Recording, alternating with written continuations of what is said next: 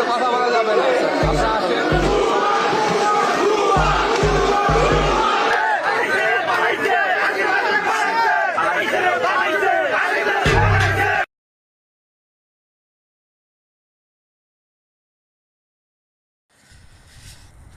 এই মানুষটাকে দেখছেন?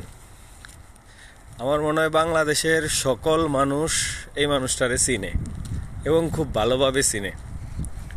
আসিফ নজরুল স্যার ২৪-এর ৫ই আগস্টের আগে এই মানুষটাকে প্রত্যেকটা মানুষ সত্য কথা বলে বলে মনে করত, কিন্তু ৫ই আগস্টের আগে উনি যে সকল ইনফরমেশন দিল, যেমন ভারতীয় ২৬ লাখ বাংলাদেশে চাকরি করে, এটা একটা ইনফরমেশন। আগের কথা তো নাই বললাম, উনি যেই পরিমাণ ফ্যাসিস্ট সরকার এখন যাদেরকে বলা হইতাছে, এই সরকারের যেই পরিমাণ গুণগান করছে তার অতীত জীবনে, হ্যাঁ সেটা তো কি বলবো।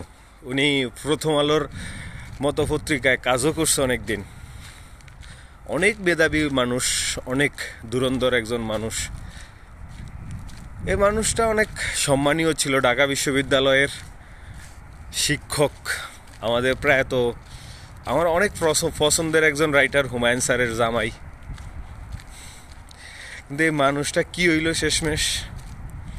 অনেক লোভ। হায় হায়, আমি যদি সরকারে আসতাম, হায় আল্লাহ, সরকারে আসলেন, আসার পরে কি হইল? সর্বোচ্চ দাম দিতে হইল বেজ্জুতির। তো আল্লাহ তাআলা বলছে না, অত জিল্লু মিম্মান তাশাউ অত ইজ্জু মিম্মান তাশাউ, আমি যাকে ইজ্জত দিই আমি দিই, যার তেন ইজ্জত নিই আমি নিই। এই মানুষগুলিরে দেখলে খারাপ লাগে। তো এই জন্য একটা বিষয় হচ্ছে লোভ করা যাইব না। লোভ জিনিসটা খারাপ। লোভ করলে ইজ্জত যাইবেই। উনি লোভে পড়ছে, ইজ্জত গেছে ওনার। লোভে পড়া যাইব না। লোভে পড়তে গেলেই ইজ্জত যাইব, মাফ নাই। লোভ করা যাইব না। আল্লাহ তাআলা আপনার ইজ্জত রাখবো, কিন্তু লোভে পড়ন যাইব না।